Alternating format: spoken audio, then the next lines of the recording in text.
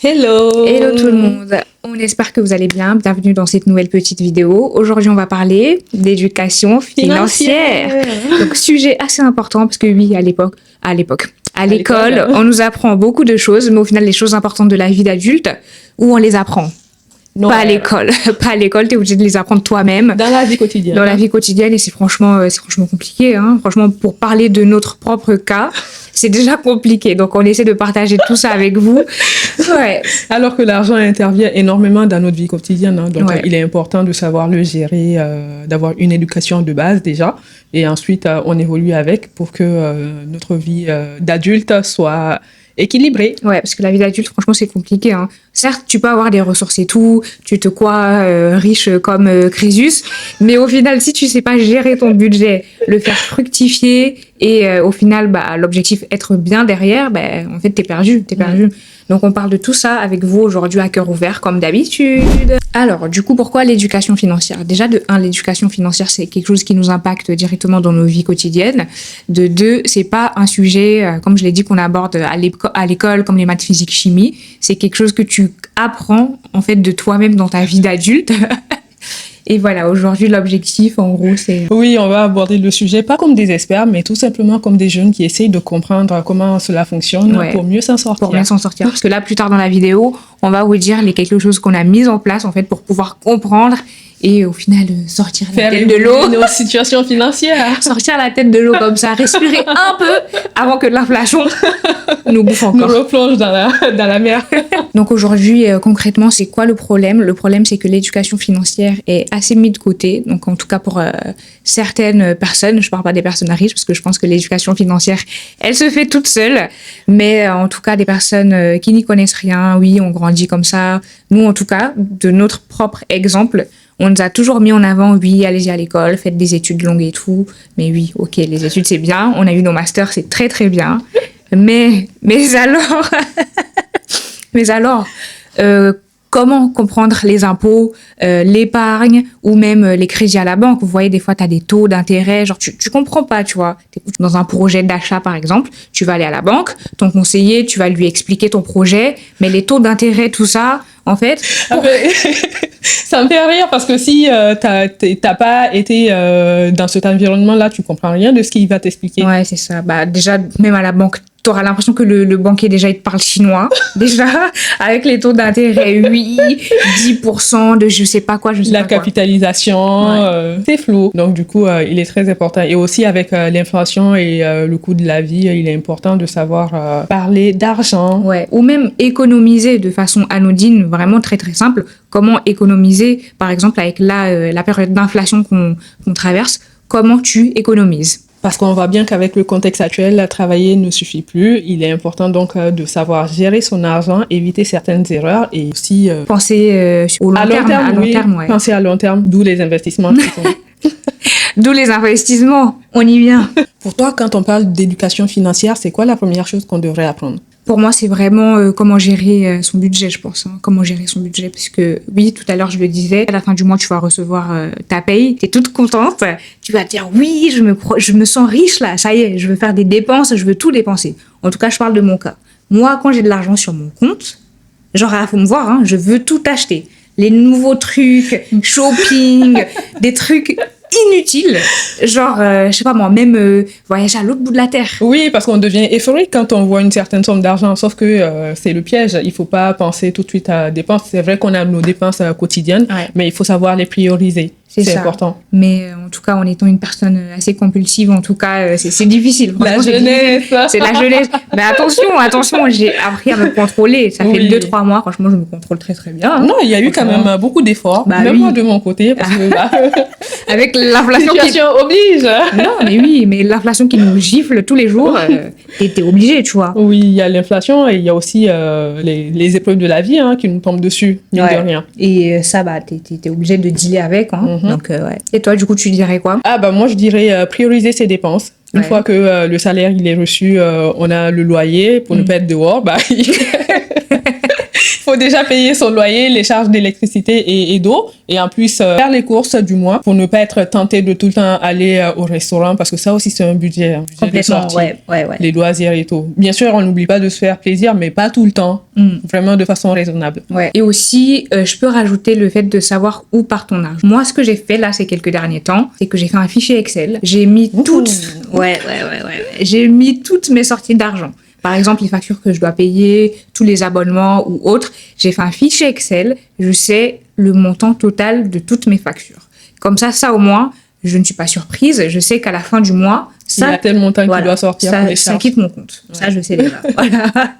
Mais là, pour le loisir, ça, on peut jouer là-dessus. Non, même ça, en vrai, hein, tu peux prévoir, par exemple, si tu sais que ta paye, en tout cas, elle ne change pas, tu prévois, je sais pas moi, 200 € pour tes, je sais pas moi, tes loisirs. Oui, bien sûr, c'est pour ça que je dis que tu peux jouer là-dessus. Il y a certains mois où tu te dis, bon, oui, là, je peux mettre 200 €, mais il y a certains mois où tu te dis, bon, je me suis bien amusée le mois dernier, je peux mettre plus de 200 €, donc je réduis un peu mon budget loisir. C'est dans ce sens-là que je le dis. Genre, tu veux dire réduire le budget loisir? Oui, en fonction, non, réduire. Ah ouais? Réduire en fonction. Ouais, après, bon, chacun sa méthode, hein. Moi, je suis partante pour le fait de, oui, se fixer un budget fixe tous les mois, par exemple, tu sais que tu as 200 €, ni plus, ni moins, tu sais que c'est ça ton budget. Voilà. Après, je veux dire, si tu te fixes un budget de 200 €, t'es pas obligé non plus de dépenser tous ces 200 € là. C'est vrai. Oui, mais je suis d'accord avec toi. Mais moi, je suis partante de savoir que j'ai les 200 €. Oui, bien sûr, il n'y a pas de souci. Ça, il faut dealer avec. Ouais. Et aussi, une chose très importante, donc apprendre à économiser, investir intelligemment et aussi éviter les dettes inutiles, hein, franchement. Aller s'endetter pour, je ne sais pas moi, faire du shopping ou se faire plaisir, c'est no way. Par exemple, les paiements en 4 fois de tes commandes à sauce. Bon, non, je suis pas d'accord. Non, mais plus sérieusement, c'est vrai, il faut éviter tant qu'on le peut. Hein. Les habits, on les achète pas à tout va. Ouais, mais après, bon, c'est vrai que des fois, en fait, tu te dis, ouais, j'ai envie de me faire plaisir. J'ai envie de me faire plaisir. Donc, même si t'as pas cette somme, en fait, pour régler la totalité de ta commande, tu te dis, bon, en 4 fois, ça peut passer. Oui, il y a la possibilité. Mais ça, c'est le piège. C'est le piège, voilà. Donc, pour les jeunes diplômés qui nous regardent, vous êtes à la recherche Mais oui, je suis jeune diplômée. Oui, c'est vrai. D'une opportunité professionnelle. Réfléchissez vraiment à une possibilité de négocier votre salaire. Franchement, parce que c'est important. Que lorsque vous entrez sur une base salariale, il est très difficile parfois d'avoir une augmentation. Donc, réfléchissez-y. Si vous tombez dans une entreprise assez difficile qui a la main lourde sur les augmentations.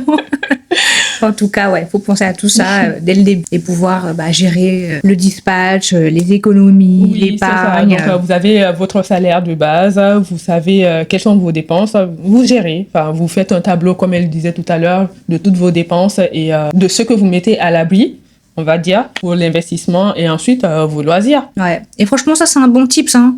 Moi, je suis pas une go de Excel à la base. Excel, faut même pas parler avec moi. Mais ces 2 dernières années, je peux vous dire que j'ai bouffé du Excel. Oui. Donc, même au cours de mes stages, franchement, Excel, la personne qui a inventé Excel, mais waouh! Merci, God bless you! Donc, le tableau Excel, il est simple. Hein. Vous mettez entrée, sortie et c'est simple. Il n'y a pas besoin d'être expert en Excel pour faire un petit tableau d'entrée et de sortie d'argent. Entrée, sortie d'argent, ce que vous devez mettre de côté. Mettez tout, hein. Vraiment. Tout ce qui vous vient à l'esprit. En plus, c'est automatisé. Donc, comme ça, vous saurez quel est le montant exact qui vous reste dans la poche, le montant exact qui va dans l'épargne. Ouais. Voilà. Et aussi, quand on pense à épargner son argent, nous les jeunes, on a toujours tendance à penser au livret A, livret d'épargne, je sais pas, il y a plusieurs livrets en tout cas, mais aujourd'hui, il y a plusieurs méthodes, en tout cas, en termes d'investissement, en termes d'épargne, il y a les PEA, il y a les comptes titres où tu peux investir en ETF, tout ça, donc franchement, il faut se renseigner. Moi, j'ai appris grâce aux réseaux sociaux, hein, donc Instagram, TikTok, il y a des gens qui s'y connaissent en finance, qui nous donnent pas mal de bons conseils. Et même sur YouTube, il y a beaucoup d'experts qui expliquent comment investir et donner des petits conseils par-ci, par-là. Moi, je suis... prendre le temps de les écouter et de les appliquer parfois. Pas à la lettre, mais vous adapter à votre condition financière. Voilà, votre rythme d'épargne. Moi, par exemple, je suis sur YouTube le Finari. Je sais pas si tu connais. Oui, je connais. Ouais, je suis Finari, donc il donne pas mal de conseils. Donc, moi, j'essaie de l'appliquer en tout cas. J'essaie d'appliquer à mon rythme d'épargne, en tout cas. Je suis pas là à épargner des 1000 euros par mois, mais des petites sommes, 50 euros, 100 euros, c'est déjà bien, Donc franchement, pensez à ouvrir un PEA parce qu'au bout de 5 ans déjà, on a pas mal d'avantages fiscaux, en tout cas au bout de 5 ans. Donc plutôt vous l'ouvrez et plutôt ça sera mieux. Parce que moi, j'ai moi en tout cas, je connaissais pas le PEA il y a quelques années de cela. Donc je peux vous dire que... Peut-être on a entendu parler, mais on n'y prêtait pas vraiment attention. Ouais, mais non, moi j'aurais aimé en tout cas connaître le PEA le plus tôt possible parce que franchement, avec les jobs étudiants et tout, moi j'ai commencé à travailler quand j'avais 19 ans. Donc quand j'avais 19 ans, j'aurais aimé savoir c'est quoi le PEA. Comme ça, à 25 ans, on a quand même une belle somme d'argent de côté. Une belle somme. Et même là, être exonéré d'impôts, tu vois. Oui. J'aurais déjà passé les 5 ans, mais c'est pas grave. Ouais, le temps il se rattrape, vaut mieux tard que jamais, comme on dit. Ouais.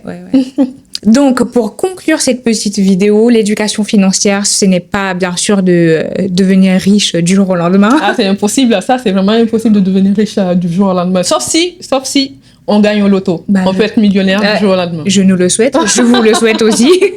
On est bienveillants ici, Voilà, donc c'est plutôt, surtout éviter d'être perdu, comment investir intelligemment et comprendre... C'est prendre conscience, tout simplement. Ouais, comprendre où part ton argent, gérer son budget, c'est plutôt tout ça. Donc nous, aujourd'hui, on l'apprend. Construire son futur. Ouais, avec les investissements. Même s'il est certain parfois, mais bon, il est important de construire son futur, penser en tout cas à long terme. Ouais, mais en tout cas, fin mot de l'histoire, les gars, ouvrez un PEA. Ou même, je sais pas moi, un compte où le cash il est rémunéré, ou un compte livré. En tout cas, avec les banques en ligne, là, les taux sur les livrets, ils sont pas mal.